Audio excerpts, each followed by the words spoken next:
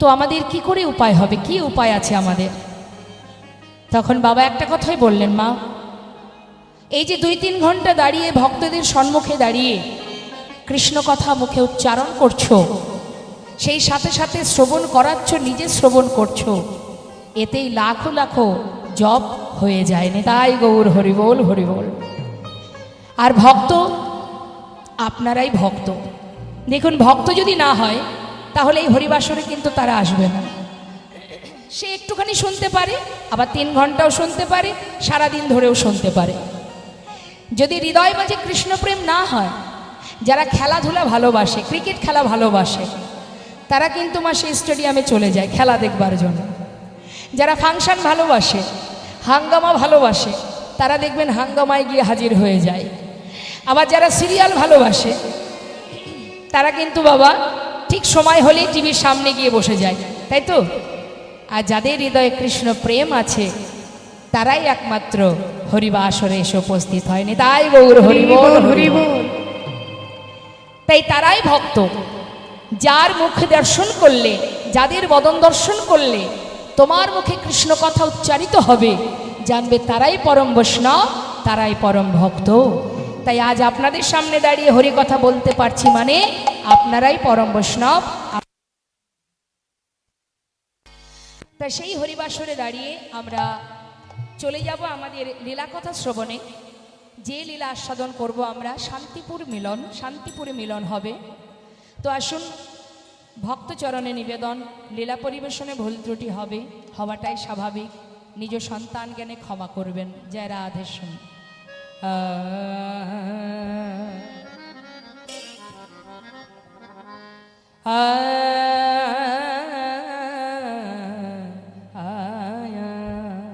হালকা একটু রিভাব রাখো।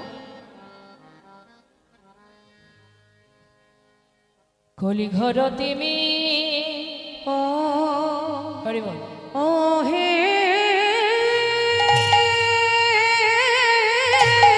গৌর হরি বল।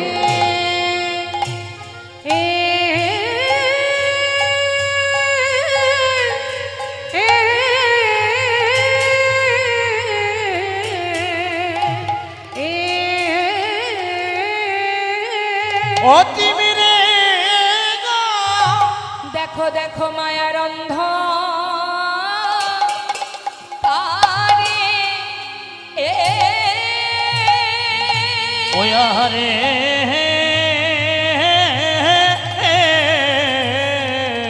মায়ার অন্ধকারে ও বে রইল আহা মরি কলি ঘর মরি মরি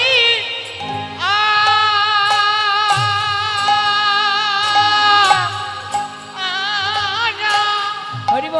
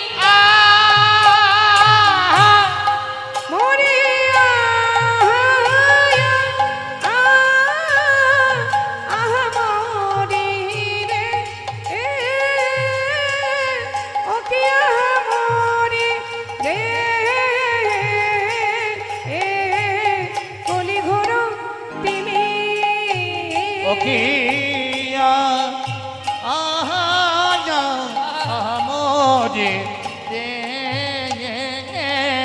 ওকিয়া মরি রে কলি ঘর তিমি রে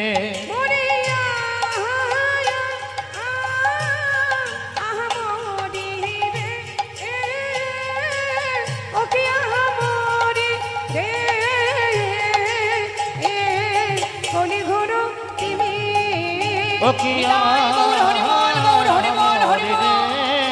ও কি আমরি রে কলি ঘর তুমি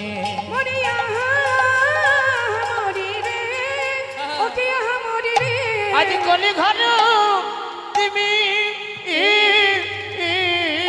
রে কলি ঘোর তিমির গড়াশিল জগজন ধর্ম করম রহদ। ধর্ম করম রহুদু কলিঘর তিমির গড়াশিল জগজন ধর্ম করম রহদ। কলিঘর তিমির, আমরা কলির জীব। বললেন কলিহত জীবকে, তিমির মানে অন্ধকার। কোন অন্ধকার? মায়ারূপ অন্ধকার। এমনভাবে আমাদেরকে আচ্ছাদন করে আছে, আমরা আমাদের আসল স্বরূপ সত্তা সব ভুলে গেছি। বললেন ধর্ম কর্ম রহদু, আমাদের ধর্ম কর্ম ভুলে গিয়ে, সব কিছু ভুলে গিয়ে মায়ার জালে আবদ্ধ হয়ে ত্রিতাপ জ্বালা ভোগ করছি। তাই বৈষ্ণব মহাজন বললেন এই ঘোর কলিযুগের অবস্থা কেমন জানো? শোনো তাহলে। শাস্ত্রী রামভক্ত তুলসী দাস কলম দিচ্ছেন, सच कहे तुम्हारे लट्ठा झूठ है जगत भुलाए, गौर से गली गली फिरी सोरा बैठलो बिकाए, गाभी को दोही कुत्ता को पाले बाछुरी रह जाए भूखा, संबंध को अच्छा खिलाए लेकिन बाप रह जाए भूखा, चोर के छाड़ी साधु के बांधे पथिक को लगाए फांसी, हाय रे कलियुग तेरी तमाशा दुख लगे और हंसी। হরিবল আমাদের কি অবস্থা, কলিহত জীবের কি দুরবস্থা, সেটা তুলে ধরছেন মহাজন। বলছেন সচ্চ কাহে তো মারে লাঠা। বর্তমান কলিযুগে একটু বিচার করে দেখুন, অনুভব করুন, এখন যে আমাদের পরিস্থিতি, যদি কেউ সৎ পথে চলে, সত্য কথা বলে, তাকে কিন্তু পদে পদে আঘাত পেতে হচ্ছে। যদি দেখি চোখের সামনে দিনের পর দিন অন্যায় হচ্ছে, অপরাধ হচ্ছে, জেনে শুনেও মুখ বন্ধ করে থাকতে হবে। যদি তুমি বলে ফেলেছো, তাহলে কি হবে? তোমার প্রাণটাও চলে যেতে পারে, তোমার প্রাণ সংশয় হতে পারে। তাই দিনের পর দিন অন্যায় অপরাধ ঝুঠ জগৎ ভোলায়, জগৎটাকে ছেয়ে রেখেছে কে না? ঝুঠ অর্থাৎ মিথ্যা, অত্যাচার, অনাচার, দুরাচার, পাপাচার, ব্যভিচার জগৎটাকে ছেয়ে রেখেছে। লক্ষ্য করে দেখুন বর্তমান সমাজে যারা সম্মানীয় ব্যক্তি সম্মান পায় বাবা, যারা ঘৃণিত ব্যক্তি, যাদের মুখ দেখা উচিত নয় মা, তাদেরকে সম্মান করে আমাদের মাথা নত করে চলতে হয়। লক্ষ্য করে দেখুন, গুরুর কথা শিষ্য শোনে না, শিষ্যের কথায় গুরুকে ওঠা বসা করতে হয়। মাতা পিতার কথা সন্তান শোনে না, সন্তানের কথায় মা বাবাকে চলতে হয়। এটা কলিযুগের দুরবস্থা। শুধু তাই নয়, স্ত্রীর কথা স্বামীকে শুনতে হয়, স্বামীর কথায় স্ত্রী চলে না। এটা সত্যিই দুরবস্থা, কলির দুরবস্থা। শুধু তাই নয়, আরো বললেন গৌরস মানে গরুর দুধ। যারা দুধ বিক্রি করে তারা কি করে? জীবের দাঁড়ে দাঁড়ে গিয়ে দুধ পৌঁছে দেয়, চিৎকার করে ডেকে ডেকে দুধ বিক্রি করে, যারা গোয়ালা। কিন্তু লক্ষ্য করে দেখবেন তো, যারা দুধ বিক্রি করে জীবের দাঁড়ে দাঁড়ে পৌঁছে যায়, তথাপিও সবাই কি তার কাছ থেকে দুধ খায়?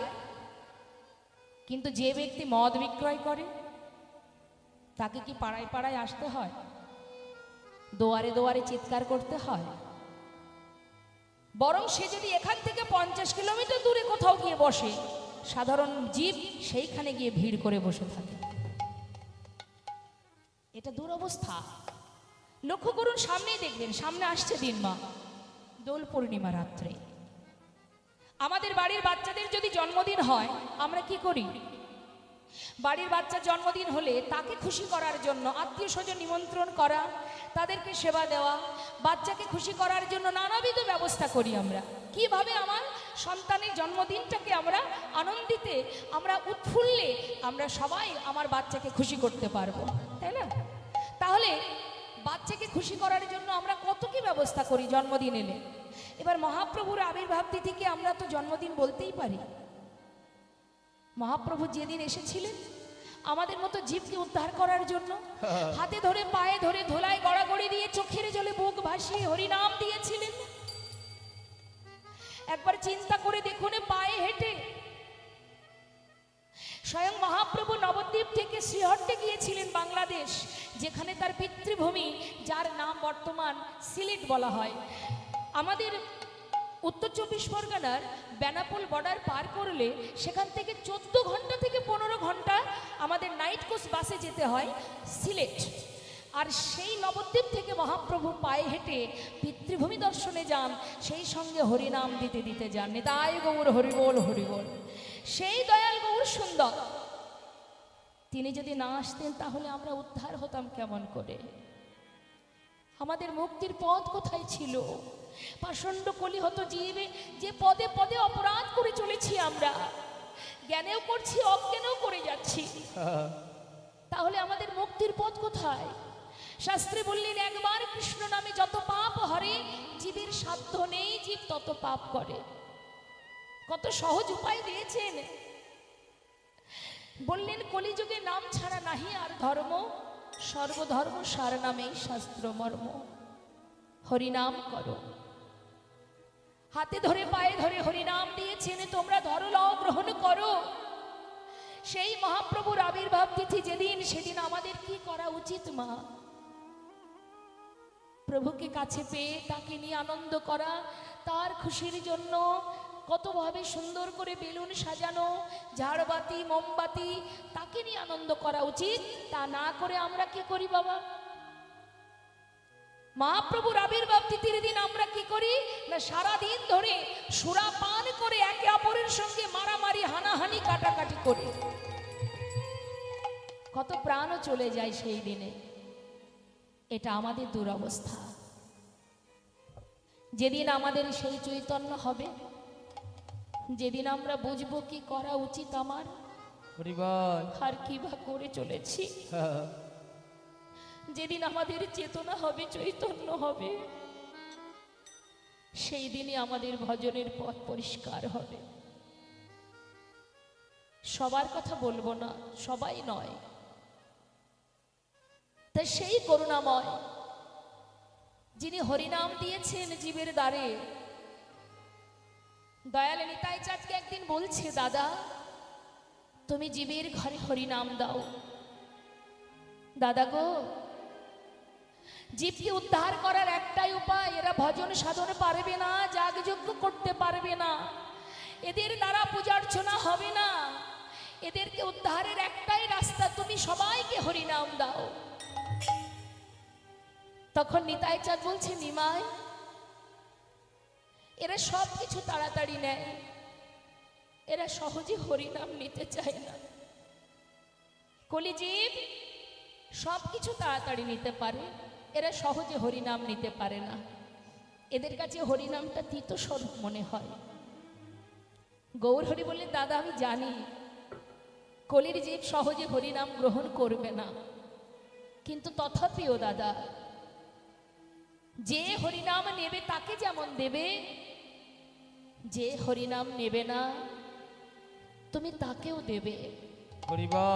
তাতেও যদি সে গ্রহণ না করে, দাদা কি করবে জানো? শোনো তাহলে, শিখিয়ে দিচ্ছেন মা মহাপ্রভু। কি বলছেন? দাদা যে না চাইবে হরিনাম নিতে, দাদা গো তুমি আগে তা ধরিবে হাতে। আজ যে না চাইবে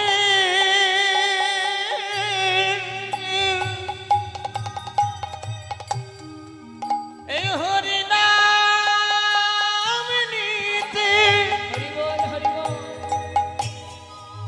দাদা গো আগে তাহা ধরবে হাতে। দাদা যে না চাইবে এই হরিনাম নিতে, দাদা গো তুমি আগে তা ধরিবে হাতে। যে না চাইবে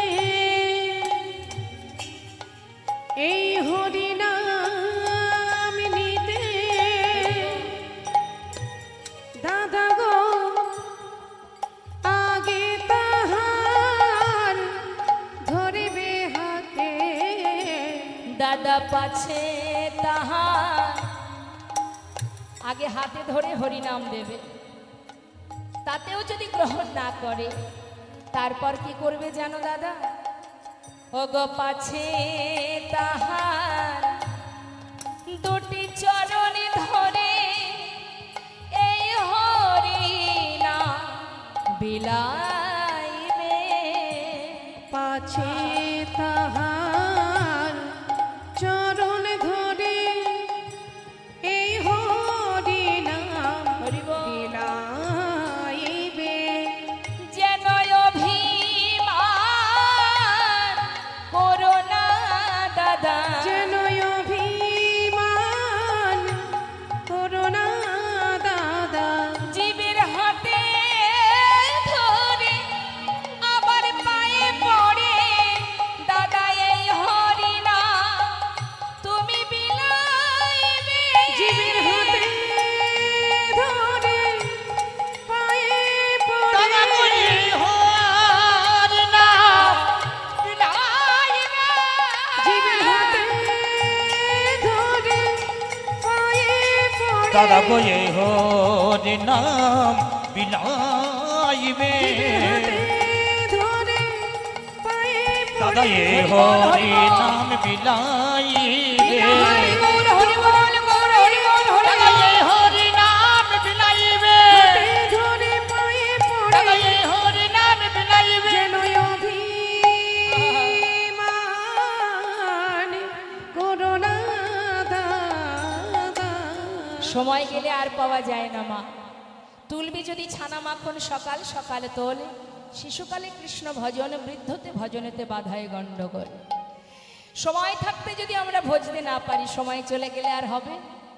একটা ছোট্ট শিশু জপের মালা হাতে নিয়ে সকালবেলা রাস্তা দিয়ে হেঁটে যাচ্ছে, ঠিক সেইখানে রাস্তার ধারে এক তিনতলা বাড়িতে একজন বৃদ্ধ বাবা, চাকরি জীবন তার শেষ হয়ে গেছে, 60 বছর পার হয়ে গেছে। সকালবেলা ব্যালকনিতে বসে বসে চায়ের কাপে বদন রেখে মানে চা পান করছে আর বলছে, আরে এই খোকা, ছোট্ট বালক তো, নাম করতে করতে যাচ্ছে তো তাই বলছে, আরে এই খোকা, এইটুকু বয়সে এই পথে নেমে গেলি বাবা?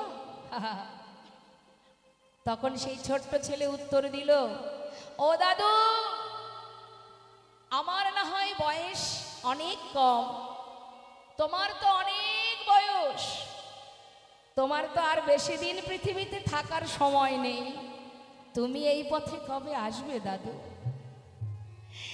আমার মাতা পিতার মুখে শুনেছি এই জগতে যা কিছু আছে এখানে নাকি আমার কিছু নেই, তাই নিজের ঠিকানায় যাওয়ার জন্য সকাল সকাল পথে নেমেছি। হরি বল। কিন্তু তুমি কখন নামবে? তোমার পথ যে অনেক, তুমি কি আর সেখানে পৌঁছাতে পারবে? না জানি পথে বসে তোমায় কাঁদতে হয় দাদু, এখনো সময় থাকতে পথে নামো। সত্য কথা মা, আমরা ভগবানকে কখন ডাকি? দুঃখ পায় সে হরি ভাজে, দুঃখ পায় যখন জীবনে দুঃখ আসে তখন ভগবানকে ডাকি। সুখের সময় ডাকি, সময় নেই। ভগবানকে সেবা দেওয়ার সময়টুকু তাই হয় না। বাড়ির ছোট বাচ্চাকে বলি, হ্যাঁ রে স্কুলে যাবি, যাওয়ার আগে ভগবানকে একটু তুলসী আর একটু মিষ্টি দিয়ে যা। আমার রান্নাঘর থেকে বেরোনোর পরিস্থিতি নেই, মানে এত ব্যস্ত হয়ে যায়, এত চাপ আমাদের সংসার জীবনে বেড়ে যায়, দিনে দিনে ভগবানকে সেবা দেওয়ার সময় আমাদের হয় না। সেই জন্য মা, তিনি যেমন দেন আবার কেড়েও নেন, তার প্রমাণকে সব দিয়েছিল তাকে, গোবিন্দ ঘোষকে।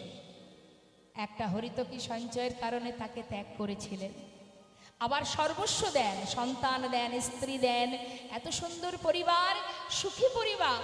দেখতে দেখতে সংসারের মধ্যে এমনভাবে আকৃষ্ট হতে শুরু হলো, ভগবান যেমন দিয়েছিলেন তেমন আবার কেড়েও নিয়েছিলেন। তাই তুমি সংসার করো, তোমাকে সংসার করতে বারণ করা হচ্ছে না। সংসার করো, অর্থ উপার্জন করো, ছেলে মেয়ের ভবিষ্যৎ করো, সবই করো, কিন্তু মনটা দিয়ে দাও গোবিন্দ চরণে। হরি বল। যদি মন থেকে তাকে ভালোবাসতে পারো, সংসারে দায় দায়িত্ব পালন হবে, আবার কৃষ্ণ ভজনও হবে। যদি মনটা দিতে পারো, তার প্রমাণ রাধারানী দিয়ে গেছেন। সংসারের সমস্ত কর্ম করেছে, রন্ধন করেছে, সকলের কথা শুনেছে, তার মন ছিল কোথায়? গোবিন্দের কাছে। অহরহ কৃষ্ণ ভজন ছাড়া সে আর কিছু জানতো না। কারণ আমরাও তো ফিরবো মা, হ্যাঁ, যেখান থেকে আসে সেখানেই যাওয়া। তো একটা সিনেমা আগেকার সময় বাবা, যখন সিনেমা হলে সিনেমা দেখতে যেতাম, যখন হলের ভিতরে আমরা প্রবেশ করি মা, প্রবেশ করা মাত্রই পর্দার রংটা কি দেখা যায়? যে হল ঘরে আমরা সিনেমায় যাই সাদা। 3 ঘন্টা সিনেমা হয়, 3 ঘন্টা সিনেমা হবার পর রং বেরঙের নাটক দেখি। তো আমরা কত সুন্দর সিনেমা দেখি, একটা বিচিত্র নাটক। নাটকটা দেখার পর সেই পর্দার রংটা কি রঙিন হয়? সাদাই হয়ে যায়। অর্থাৎ যেখান থেকে আসা সেখানেই ফেরা। মাঝখানে যে কটা দিন আমরা সংসারে আছি, এই সংসারে সবাই একটা সুন্দর নাটক করছি, অভিনয় মঞ্চে অভিনয় করছি, বিচিত্র নাট্য মঞ্চ এই সংসার জীবন। সবাই আমরা বড় বড় অভিনেত্রী, সবাই আমরা বড় বড় অভিনয় করে যাচ্ছি। কখনো মায়ের রোল করছি, কখনো স্ত্রীর রোল, কখনো সন্তানের রোল, তাই না বাবা? কিন্তু রোল যেদিন শেষ হবে, সেদিন আপন গন্তব্যস্থলে সবাইকে যেতে হবে। হরি বল। আসার পালা শেষ, বাকি শুধু যাওয়ার পালা। তাই ভগবানের কাছে 2 ফোঁটা বাড়ি বরিশন করো। সংসারের জন্য কেঁদো না, কি হবে তার জন্য কেঁদে? সংসারের জন্য কেঁদে কি হবে? সংসারে সুখ দুঃখ 2 ভাই, এরা আসবে যাবে। চিরকাল কারোর জীবনে সুখ যেমন থাকে না, চিরকাল কারোর জীবনে দুঃখও থাকবে না। তাহলে এর জন্য কেঁদে কোনো লাভ নেই। তোমার যা দিয়েছে তুমি তাতে খুশি হও। তোমার মাথার উপরে ছাদ আছে, এমনও জগতে মানুষ আছে যার মাথায় কোনো ছাদ নেই। কি আছে কি? তোমার সন্তান আছে, জগতে এমনও কেউ আছে যার একটি সন্তান নেই। তাহলে তোমার থেকে যারা দুঃখী, তুমি তার কথা ভাবো, দেখবে তোমার আর কষ্ট হবে না। ভাবো, চিন্তা করো, জগতে যা কিছু আছে বিচিত্র নাট্য মঞ্চে, সবই আমার নয়, সবই আমিত্ব। এ জগতে যা কিছু আছে, এ দেহটাও আমার নয়। দেহটা কি আমার? একবার ভাবুন তো মা, চোখ দুটো, এটা কি আমি? চোখ দুটো তো আমি নই, আমার। হাত দুটো আমি, আমার। দেহটা আমি, আমার। কান সবই আমার, আমি তো নই। তাহলে আমি কোথায়? এই দেহটাকে কেটে টুকরো টুকরো করলে এর মধ্যে আমি কোথায় আছে খুঁজে পাওয়া যাবে? এই জন্য কীর্তন শুনতে হয় মা, কীর্তনের মধ্যেই বোঝা যায় আমি কে আমার। তাহলে আমি কোথায়? দেহে যত কিছু আছে সবই তো আমার, আমি কই? আমি এই যে উচ্চারণ করছি, আমি আমি শব্দটা যে উচ্চারণ করছি সেটা কোথায়? কোথা থেকে আসছে? ভিতরে একটা জিনিস আছে, যেটা এসেছিল যখন কেউ দেখেনি, চলে যাবে যখন তাও কেউ দেখতে পাবে না। যে শক্তির জোরে আজ আপনাদের মতো সাধু গুরু বৈষ্ণবের সম্মুখে দাঁড়িয়ে আছি, দুহাত নাড়িয়ে কৃষ্ণ কথা বলতে পারছি, যে শক্তির জোরে দেখতে পাচ্ছি, সেই হলো আমি। শ্বাস প্রশ্বাস, যেদিন শেষ শ্বাস প্রশ্বাসটা চলে যাবে, আমি চলে যাব, সবই পড়ে থাকবে, আমি চলে যাব। তাই আমার সৌভাগ্য, কৃষ্ণ কৃপা পাওয়ার উপযুক্ত জনম হলো এই মানব জনম। আমাদের প্রত্যেকের সৌভাগ্য। একদিন দুদিন নয়, আমরা অনেক দিন এসেছি এই পৃথিবীতে, 84 লক্ষ জনই ভ্রমণ করেছি এই পৃথিবীতে। কৃষ্ণ কৃপা পাইনি আমরা। পশুকুলে, কীটকুলে, কৃমিকীটকুলে, কতকুলে জন্ম পেয়েছি, বৃক্ষকুলে। আর উপযুক্ত কৃষ্ণচরণ পাওয়ার জনম হলেই মানব জনম। এই জন্মে যদি সঠিক ভজন করা যায়, সঠিক সাধনায় থাকা যায়, সৎ পথে চলা যায়, তবেই তুমি গোবিন্দ চরণ পাবে। না হলে তোমাকে আবার এই পৃথিবীতে পশুকুলে, বৃক্ষকুলে, পিশাচকুলে জন্ম নিতে হবে। তাই তো শাস্ত্রে বললেন, দুর্লভ জনম মানব জনম, কৃষ্ণ ভজনের উপযুক্ত জনম। তাই নিজেকে হারিয়ে ফেলো না, নিজেকে জানো, तुम कहाँ से आए हो और जाओगे कहाँ, इतना दिल बेचार लो बस हो गया भजन। শাস্ত্রে বলছে, বললেন এ জগতে যা কিছু আছে সবই অসার, সার কোনটি? একমাত্র গোবিন্দ চরণ। হরি বল। তাই আজ বৈষ্ণব মহাজন বললেন হরিনাম করো, হরিনামে আমাদের মুক্তির পথ, কলিযুগে নাম ছাড়া নাহি আর ধর্ম, সর্বধর্ম সার নামে শাস্ত্র মর্ম। ভাই রে ভাই আমার গোরা গুনা কহনে না যা, আমার গোরা গুণ কহনে না যায়। কত শত আনন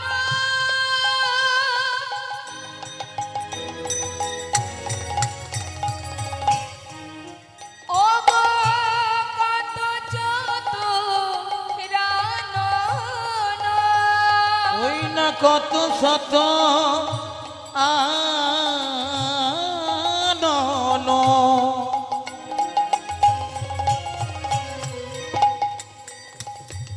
ওই না কত চতু হরি বল।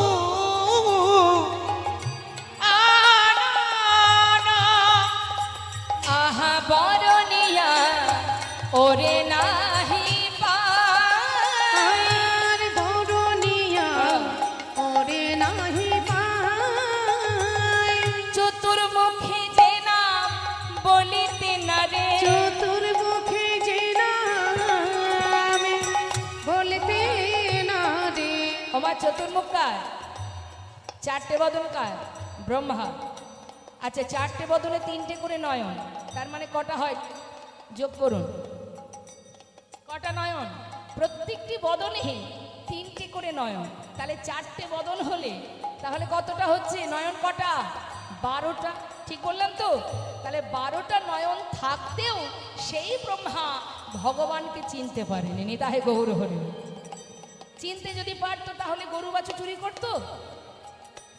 তাকে যদি বুঝতে পারতো তাহলে সখাগণকে হরণ করে নিত? হ্যাঁ, আজ ব্রহ্মা বলছে আমার 4 বদনে আমি গোরা গুণের কথা বলে শেষ করতে পারি, ভগবানের কথা বলে আমি শেষ করতে পারি। দেবর্ষী নারদ যিনি বিনা যন্ত্রে সর্বদাই নাম করেন, নাম করে নামের অন্ত যিনি খুঁজে পান না, আর মহাজন যিনি পদ লিখছেন তিনি বলছেন আমার 1 বদনে আমি তার কথা আর কত বলবো। নিতাই গৌর হরি বল, হরি বল। ও গো চতুর্মুখী যে নাম বলিতে না রে, চতুর্মুখে যে নাম বলতে না রে। আমি 1 বদনে কত বলবো, চতুর্মুখী যে নাম বলিতে না আমি রে। এক বদনে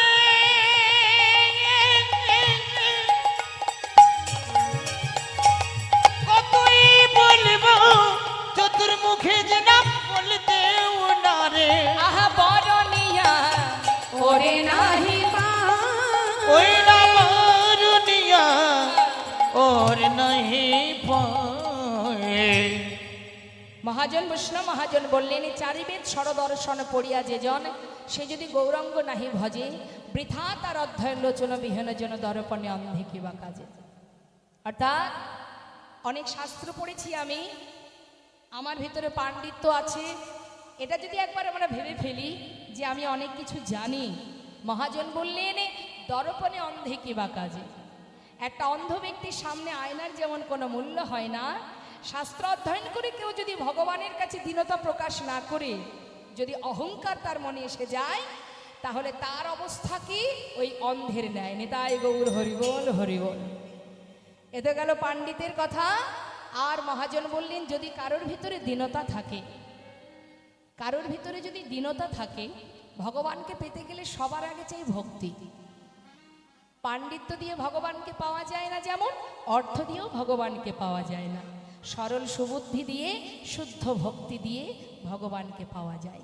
মাত্র 2 ফোঁটা বাড়ি বরিশন করলেই তাকে ধরে পাওয়া যায়। তার প্রমাণ আমরা লীলার মধ্যে দিয়ে জানতে পারবো মা। তাই এবার দেখুন বৈষ্ণব মহাজন পদাবলিতে বললেন, কি বললেন? বেদ বিদ্যা দোহ কিছু নাহি জানত, বেদ বিদ্যা দোহ কিছু নাহি জানত। ওগো সে যদি গৌরঙ্গ করে আর সে যদি গো রঙ্গ করে সারে ঠাকুর নয়নানন্দেতে ভনে সেই তো সকলে জানে ঠাকুর নয়নানন্দেতে ভনে সেই তো সকলই জানে নয়নানন্দেতে ভনে সেই তো সকলে ঠাকুর জানে নয়নানন্দেতে ভরে সেই তো সকলে জানে সর্বসিদ্ধি করতলে আর সর্বসিদ্ধি সর্বসিদ্ধি করতলে ওই না সর্বসিদ্ধি করতলে তা কিছুই জানতে লাগে না ও গো তার কিছুই জানতে লাগে না যে জন গৌর চরণ সার করেছে তার কিছু জানতে লাগে না যে গৌর চরণ সার করেছে কিছুই জানতে লাগে না যে জন গৌর চরণ সার করেছে এ সংসারকে অসার যে ভেবে গৌর চরণ সার করেছে ওই যে সারে সারকে আসার ভেবে গৌর চরণ তার কিছুই জানতে লাগে না গো। আর সর্বসিদ্ধি সর্বসিদ্ধি করতলে সর্বসিদ্ধি করতলে তা নিতাই গৌর হরিবল হরিবল হরিবল জয় রাধে।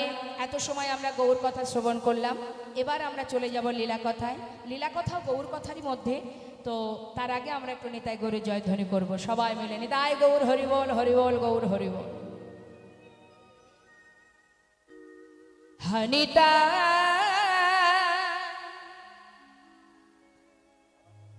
হা গৌর বলে এসো নাই পা তুলে দা হনিতা গৌরী বলে এসো নাই পাল তুলে দা হনিতা হা গৌর বলে নাই পাল তুলে দা হনিতাই হগৌর বলে শোনাই পাল তুলে ওগো দাও দেখো তরি কোথা যা ব্রজনা নদিয়া আরে দেখো তোরে কোথা যা ব্রজনা নদিয়ায় ওগো দেখো তরি জি কোথা যায় ব্রজনা নদিয়া দেখো তোরে কোথা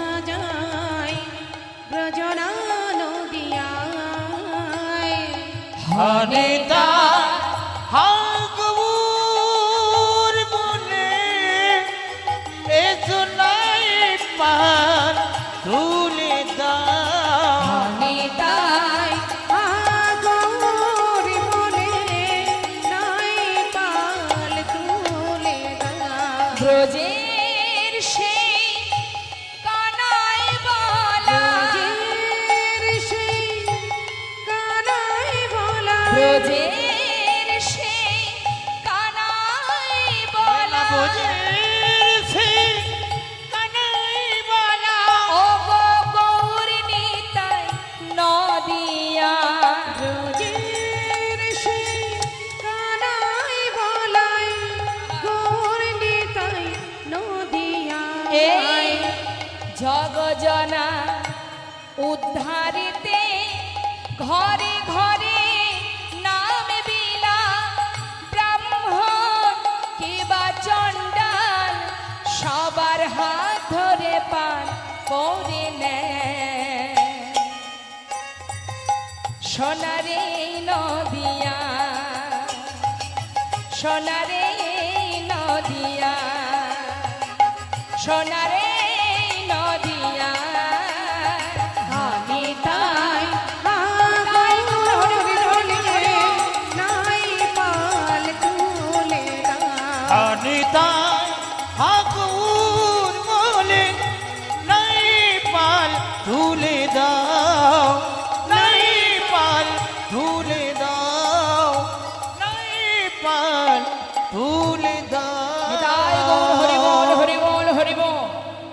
কে কে নবদ্বীপে গেছেন একটু দেখে হাত তুলে দেখান। নেতাই গৌর হরি বল। আর যারা হাত তোলেনি, যাওয়া হয়নি মা, নবদ্বীপ যাওয়া হয়নি। আচ্ছা, ওই এদিকে একটা জায়গা আছে না, কি জায়গা যেন, বকখালিতে কে কে গেছেন একটু শুনি, দেখি একটু।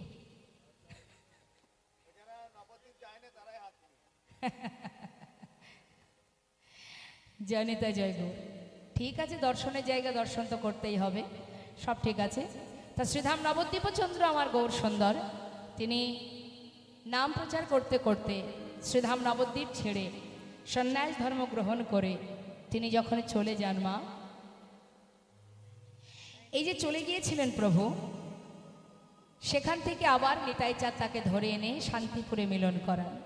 কিভাবে, আমরা সেটাই আজকে বিস্তারিত শুনব।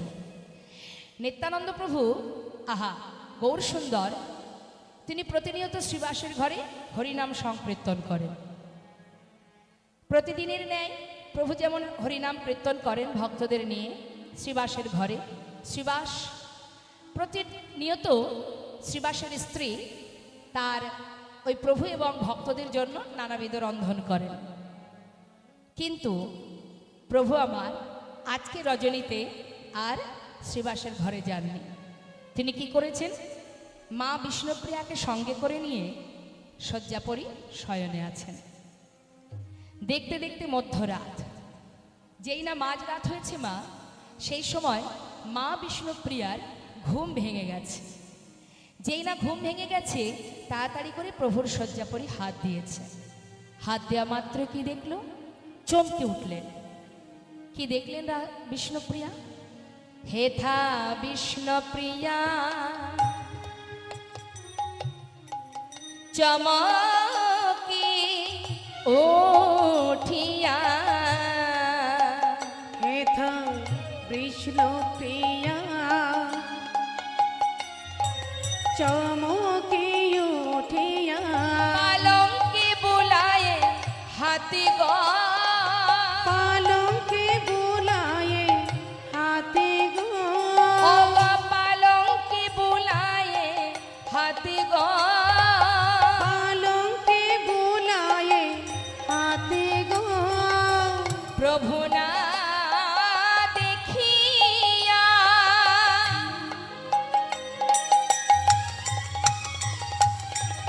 কাঁদিয়া কাঁদিয়া, আমার প্রভু না দেখিয়া, হরিবল হরিবল, ওই না কাঁদিয়া কাঁদিয়া, আজি শিরে হানে করা ঘাতি গো, প্রভু না দেখিয়া কাঁদিয়া কাঁদিয়া শিরহানি করা হাতে গো, বলে প্রভু তুমি কোথায় গেলে, বলে প্রভু তুমি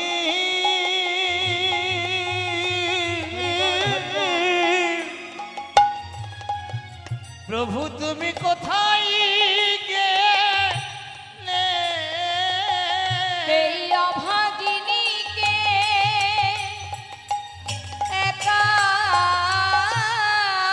ফেলে, বলে প্রভু তুমি তুমি কোথায় গেলে, এই অভাগিনীকে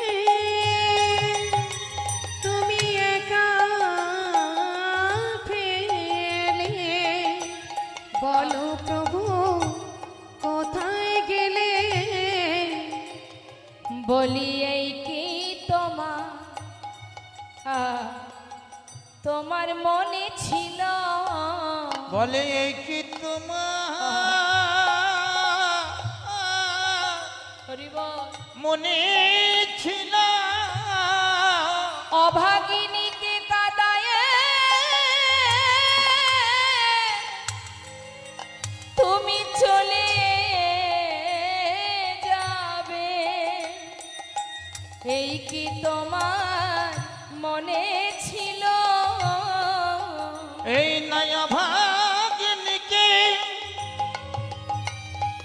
হানাইয়া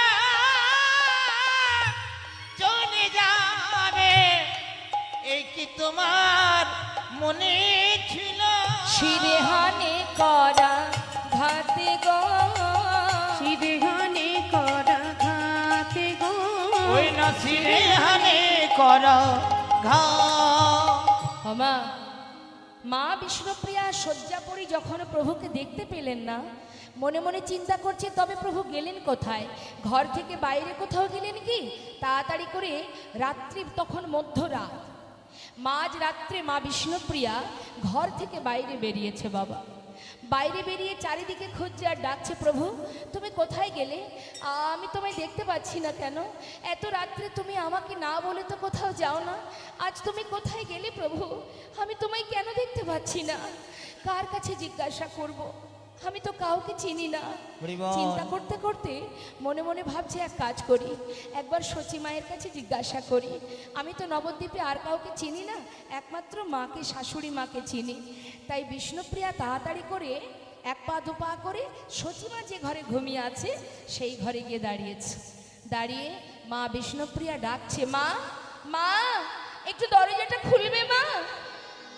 মা বিষ্ণুপ্রিয়ার চিৎকার শুনে সচিমা চিন্তা করছে তো বৌমার কণ্ঠস্বর, কি হলো?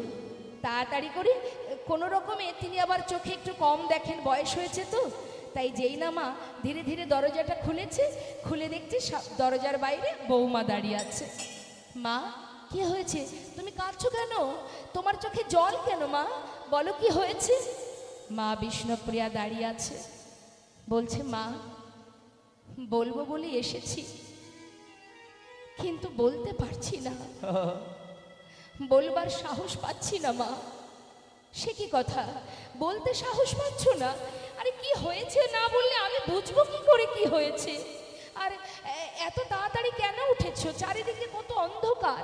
বাবা সংসারের কাজ করার জন্য এত তাড়াতাড়ি উঠতে হবে? যাও একটু শুয়ে নাও, আর একটু বেলা হোক তারপরে উঠো। বিষ্ণুপ্রিয়া বলছে, মা আমি সেজন্য আসিনি, আজ আমি বড় বিপদে পড়েছি মা, কিন্তু বলবো কি করে বুঝে উঠতে পারছি না। হরিবল। বৌমা কি হয়েছে বলো না, এত সংকোচ কেন করছো? মা মনে মনে চিন্তা করছে মা বিষ্ণুপ্রিয়া যে আমি যদি বলি প্রভু ঘরে নেই, মায়ের তো বয়স হয়েছে, যদি তিনি সহ্য করতে না পারেন তাহলে মা যদি প্রাণ হারান, একদিকে প্রভু চলে গেছে, তাতে যদি আবার সচি মায়েরও কিছু হয়ে যায়, আমি কি করব? বৌমা বলো কি হয়েছে আমায় বলো। মা আমি তো নবদ্বীপে আর কাউকে চিনি না, তাই আজ বিপদে পড়ে এসেছি। মাগো মাগো তোমার সন্তান আমার প্রভু, যাকে নিয়ে আমি একই শয্যায় ঘুমিয়েছিলাম, হরিবল হরিবল। হঠাৎ আমার ঘুমটা ভেঙে গেল। আমি প্রভুর শয্যার উপরে হাত দিলাম, হাত দেহ মাত্র কি দেখলাম জানো মা?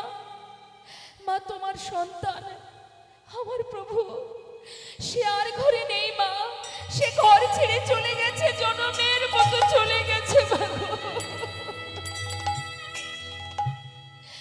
চিরতরে আমায় ফেলে চলে গেছে মা। হরিবল হরিবল। সুচিমা বলছে, বৌমা আমার মনে হয় তুমি স্বপ্ন দেখেছো, আমার নিমাই এইভাবে চলে যেতে পারে না, আমার মনে হয় তুমি স্বপ্ন দেখেছো। মা স্বপ্ন যদি হতো আমার থেকে খুশি আর কেউ হতো না। বৌমা আমাকে একটু নিয়ে চলো তো, আমি নিজে চোখে দেখতে চাই। বেশ, হাতটি ধরে যে ঘরে নিমাই ঘুমিয়ে থাকে গৌরহরির শয়ন মন্দিরে নিয়ে যাওয়া মাত্রই মা সচিমা দেখছে পড়ে আছে সন্তানের চরণের নূপুর, গলার বনফুলের মালা, কিন্তু নিমাই ঘরে নেই। মা চিৎকার করে কাঁদতেও পারছে না, মনের কষ্ট মনে চেপে রেখে বৌমাকে সান্ত্বনা দিয়ে বলছে, বৌমা শোনো মা, আমার মনে হয় কি জানো, আমার নিমাই তো একটু হরিনামের পাগল। মনে হয় হঠাৎ করে হরিনাম করবার ইচ্ছা জেগেছে, তাই কাউকে কিছু না বলে বোধহয় নদীয়ার পথে পথে হরিনাম করে বেড়াচ্ছে। তুমি চিন্তা করো না মা, দেখো আমি তো চোখে ভালো দেখতে পাই না, আমাকে একটা লণ্ঠন দাও, আমি আমার নিমাইকে খুঁজে নিয়ে তারপরে তোমার কাছে আসবো। দাও, একটা লণ্ঠন নিয়েছে মা। নদীবাসী সবাই তখন ঘুমাচ্ছে, নির্জন রাত, মধ্যরাত, নদীবাসী কেউ জাগেনি। পথে ঘাটে কুকুর শ্রীগাল ঘুরে বেড়াচ্ছে। মা সচিমা হাতে লণ্ঠন নিয়ে, সন্তান হারা যন্ত্রণা নিয়ে আজ নদীয়ার পথে পথে নিমাই নিমাই বলে ডাকছে। মহাজন পদাবলিতে বলছে, দেখো দেখো তুরিতে যা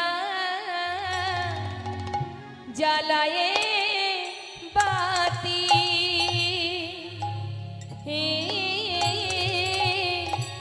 মায়া আমার খুঁজেছে ন ইতি উতি। ওই না তুরিতে যা জ্বালায়ে বাতি,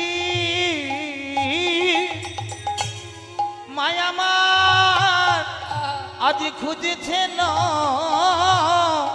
ইতিয়তি। অগ কোন ঠাই উদ্দেশ্য নাহি পাই গো মা, কোন ঠাই উদ্দেশ্য নাহি পাই। কোনো ঠাই উদ্দেশ্য নাহি পাই গো, কোনো ঠাই উদ্দেশ্য নাহি পাই। বলি একবার নিমাই ফিরে আই রে, বলে একবার নিমাই ফিরে আয় রে। ওরে তুই ছাড়া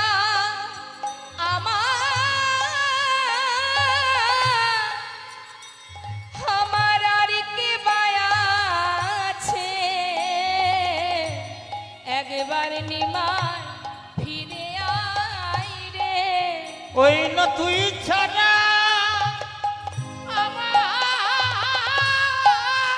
হরি বল হরি বল। আমার কে পায়া আছে, একবার নিমাই ফিরে আই রে। অগ কোন ঠাই উদ্দেশ্য নাহি পাই গো, ওই না কোন ঠাই আজ উদ্দেশ্য নাহি হরি বল হরি পাই বল। রে। আজ কোন ঠাই উদ্দেশ্য নাহি পাই। কোথাও খুঁজে পেল না মা। পথের ধারে বসে বসে দেখছে কত কুকুর কত শ্রীগাল ঘুরে বেড়াচ্ছে। মা সচিমা তার কাছে গিয়ে কুকুর শ্রীগালকে ধরে বলছে, ওরে তোরা তো সারা রাত এই পথেই থাকিস, তোরা বলতে পারিস কোন পথে আমার নিমাই গেছে? একটিবার বল না। তারা যদি দেখেও থাকে তারা বলবে কি করে? তাদের তো বলবার শক্তি নেই, তারা তো বলতে পারছে না। এদিকে মা সচিমা মনে মনে চিন্তা করছে, আমি যদি নিমাইকে খুঁজে না পাই তাহলে আমি বৌমার কাছে যাব কি করে? ওই অভাগিনীর সামনে আমি দাঁড়াবো কেমন করে? না না, দেখতে দেখতে বাবা অন্ধকার একটু একটু করে অন্ধকার কেটে যাচ্ছে, একটু একটু ভোর হচ্ছে মা। ভোরের আলো দেখে পথঘাট দেখা যাচ্ছে। তা মা মনে মনে চিন্তা করছে, তাই তো সব জায়গায় তো খুঁজলাম, আমার মনে হয় আমার নিমাই আর কোথাও থাকুক বা না থাকুক, অন্তত শ্রীবাসের ঘরে থাকলেও থাকতে পারে। যাই একটু শ্রীবাসের ঘরে দেখে আসি। মা সচিমা পাগলিনীর ন্যায় ছুটতে ছুটতে যাচ্ছে শ্রীবাসের ঘরে। শ্রীবাসের দরজার কাছে গিয়ে ডাকছে, শ্রীবাস, ও শ্রীবাস। শ্রীবাস পণ্ডিত বাইরে দাঁড়িয়ে সচিমাকে দেখে চমকে উঠেছে। হে কি প্রভাতকালে মা, তুমি এসেছো এত ভোরে? কি হয়েছে মা? মা, প্রভু কেমন আছে? প্রভু ভালো আছেন তো? শ্রীবাস, তুই এমন কথা কেন জিজ্ঞাসা করছিস? কিরে বাবা, আমায় বল, আমি যে বড় আশা করে এসেছি তোর ঘরে, বল না আমার নিমাই তোর ঘরে আছে? শুধু এই কথাটা শুনেই চলে যাবো, একটিবার বল আমার নিমাই আছে কিনা। মা, প্রভু তো প্রতি রাত্রি আমার ঘরে আসেন, কিন্তু কাল রাত্রে প্রভু আমার ঘরে আসেননি। কি বললি শ্রীবাস, আমার নিমাই তোর ঘরে নেই? ভেবেছিলাম আর কারোর কোথাও না থাকলেও অন্তত তোর ঘরে আমার নিমাই থাকবে। আজ যখন তোর ঘরে নেই, তাহলে তো আমার নিমাই আর কোথাও নেই, সে ঠিক চলে গেছে। জানিস এই শ্রীবাস, আমার নিমাই একদিন আমায় বলেছিল, হরি বল, হরি বল। এই নবদ্বীপের মাঝে আমি হরিনাম করি বলে সবাই আমার হরিনামের নিন্দা করে মা। কেউ যদি আমায় নিন্দা করে আমি সহ্য করতে পারি মা, কিন্তু আমার হরিনামে নিন্দা করলে আমি সইতে পারি না। তো মা, যে হরিনামে নিন্দা করে সেই হরিনামকে সার করে সারা জীবনের মতো নবদ্বীপ ছেড়ে আমি একদিন চলে যাব মা, সবাইকে ত্যাগ করে চলে যাব। নিমাই, তুই তাহলে যা বললি তাই করলি? আমি ভেবেছিলাম যা বলেছিস হয়তো করবি না, কিন্তু সত্যি তুই আমায় ছেড়ে চলে গেলি বাবা। বেশ শ্রীবাস, আজ যখন নিমাই তার মাকে কাঁদিয়ে চলেই গেল, এই প্রাণ আমি আর রাখবো না, ওই গঙ্গার জলে নিজেকে বিসর্জন করে দেব। আমার নিমাই যেদিন জানতে পারবে যে তার মা জলে ডুবে মারা গেছে, আমিও দেখতে চাই মায়ের মৃত্যুর খবর পেয়ে আমার নিমাই সে কি করে বৃন্দাবনে গিয়ে কৃষ্ণ ভজন করে। মা আমার পাগলিনীর ন্যায় ছুটতে ছুটতে যাচ্ছে গঙ্গার জলে প্রাণ বিসর্জন করবে বলে। ছুটতে ছুটতে যাচ্ছে, মহাজন পদা বলিতে বললেন, দেখো নিমাই নিমাই নিমাই বলে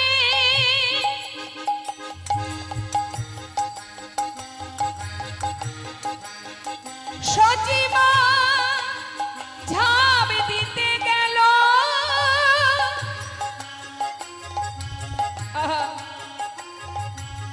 ছুটে এসে নিত্যানন্দ মায়েরে ধরিল।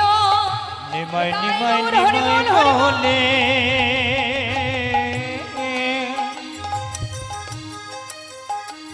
গঙ্গায় ঝাঁপি দিতে গেল,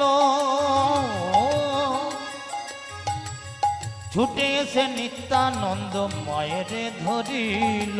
মরতে তোমার হবে না, মরতে তোমায় হবে না মা, মরতে তোমায় হবে না, মরতে তোমায় হবে না মা, তোমার নিমাই গেছে নিতাই আছে, মরতে তোমায় হবে না, তোমার নিমাই গেছে নিতাই আছে, মরতে তোমায় হবে না মা।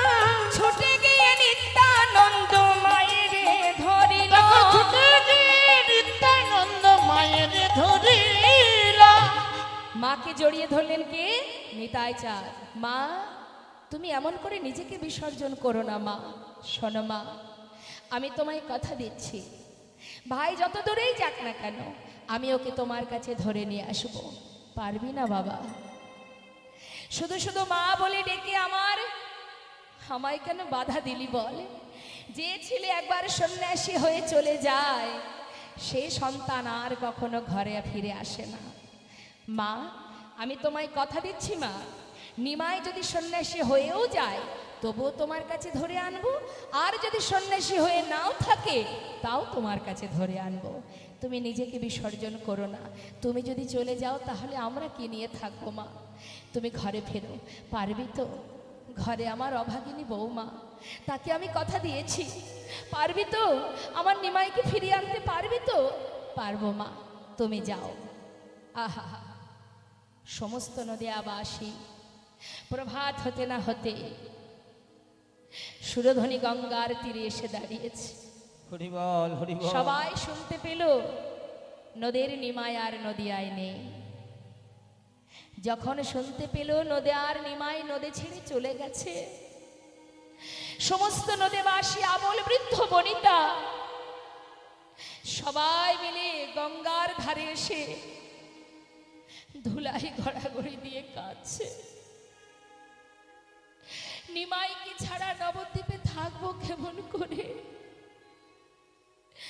মহাজন লীলার পাশে দাঁড়িয়ে পদাবলিতে বলছে, দেখো দেখো, আজ নদিয়ায় সবাই আছে, শুধু একজন নেই। কে নেই? আমি সুরের মাধ্যম দিয়ে যে কথাগুলো বলবো একটু মন দেবেন মা। কত সুন্দর সেই পদটি। এই সে নদিয়া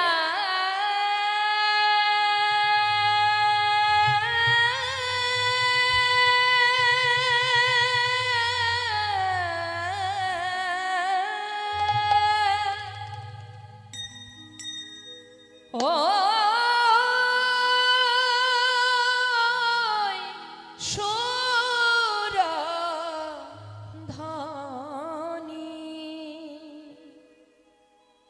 এই সেই নদিয়া, ওই সুরধনী। কিন্তু সে বিনা সকলি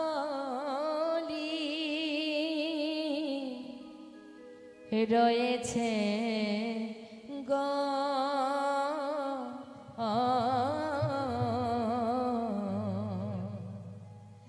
এই সে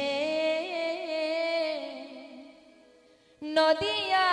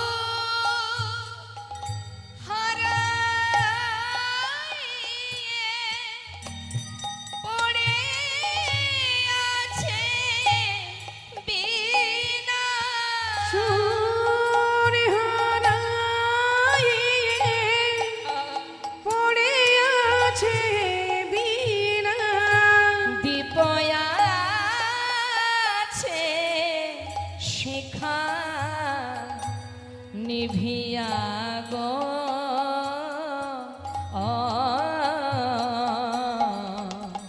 এই সে নদিয়া ও সুরধনী সে বিনা সকলি রয়েছে গো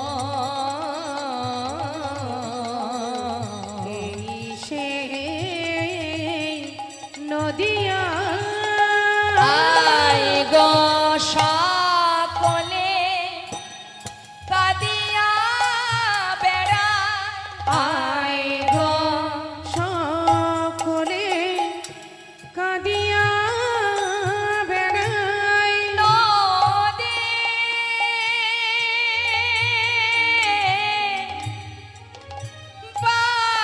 বাসী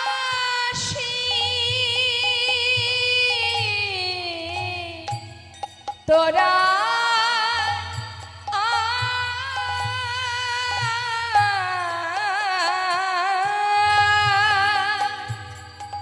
হাগো বলে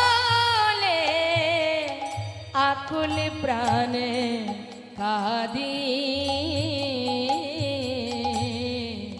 আয় গো সকলে কাঁদিয়া বেড়া হাগৌরাঙ্গ বলিয়া গো আয় গো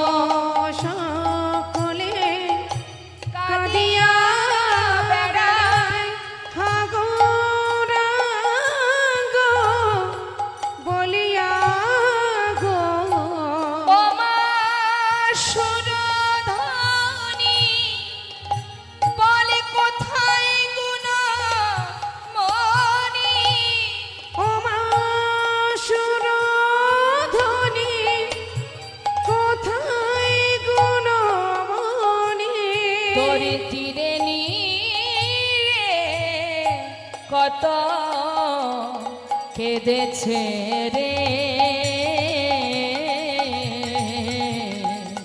এই সে নদিয়া ও সুরধনী সে বিনা সকলি রয়েছে গো এই সে নদিয়া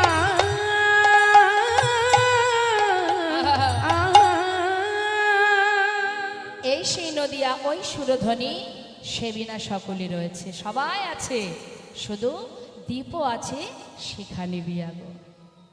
তাই আজ নিতাই চাঁদ কি করলেন, মা সচিমাকে সান্ত্বনা দিয়ে ঘরে পাঠিয়ে দিয়ে এবার দুইজনকে সাথে করে নিয়ে চললেন কাটোয়া কাঞ্চননগরে কেশব ভারতীর আশ্রমে।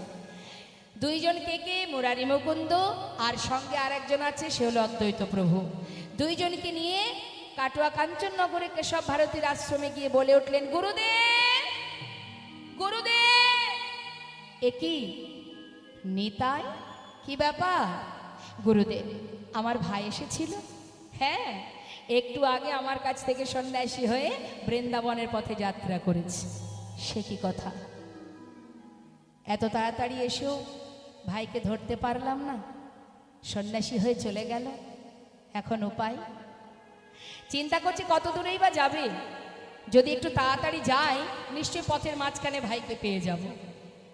তাই দেরি না করে মুরারিকে বলছে, তুমি এক কাজ করো, তুমি নবদ্বীপে চলে যাও, নবদ্বীপে গিয়ে সবাইকে জানিয়ে দাও আমি খুব শিগগিরই নিমাইকে নিয়ে ফিরে আসছি। আর মুরারিকে বললেন, অদ্বৈতকে বললেন, তুমি চলে যাও শান্তিপুরে, শান্তিপুরে গিয়ে তুমি একটা তরি নিয়ে গঙ্গার ঘাটে অপেক্ষা করো, ডৌর কৌপিন বহির্বাস নিয়ে। দুইজনকে দুই দিকে পাঠিয়ে দিয়ে এবার নিতাই চাঁদ যাচ্ছে নিমাইকে ধরবার জন্য। আর নিমাই তো সন্ন্যাসী হয়ে আগে আগে যাচ্ছে মা, নাম হয়েছে শ্রীকৃষ্ণ চৈতন্য মহাপ্রভু। নিতাই গৌর হরিবোল হরিবোল।